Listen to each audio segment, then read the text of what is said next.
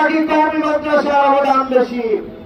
নানা ধরনের প্রশ্ন করে, নানা ধরনের নায়ক তৈরি করে আজকের এই অভ্যুত্থান, এই আন্দোলন সংগ্রামের যারা প্রকৃত যোদ্ধা, যারা প্রকৃত হত্যার, সেই শহীদরা আজকে ডার্ক সাইডে পড়ে গিয়েছে।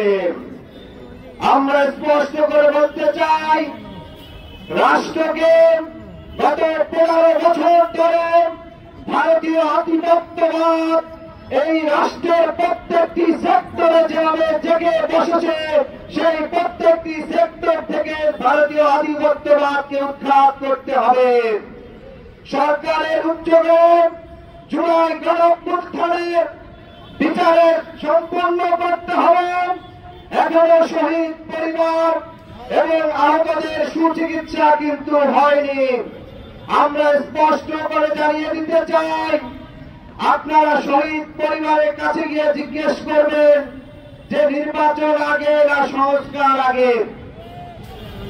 শহীদ পরিবারের কাছে গিয়ে জিজ্ঞেস করবেন ৭১ পরে নাকি ২৪ পরে।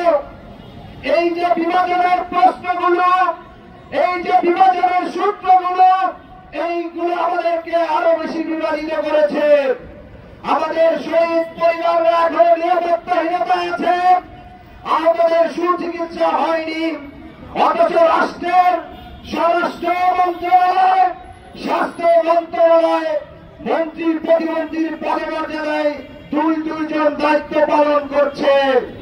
আজকে আইন উপদেষ্টা দায়িত্ব পালন করছেন, অথচ আইন মন্ত্রণালয় থেকে আমরা দেখতে পাই আওয়ামী লীগ ফাঁসিবাদের দোষর খুনিদেরকে আটক করার পরেও তারা সেখান থেকে জামিনে বের হয়ে যায়।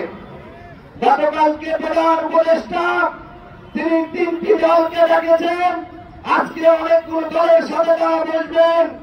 আমরা দেখতে পেয়েছি গতকালকে দলগুলো প্রধান উপদেষ্টার কাছে শুধুমাত্র কবে নির্বাচন আর কবে রোডম্যাপ, শুধুমাত্র সেই কোশ্চেন করেই সীমাবদ্ধ ছিল।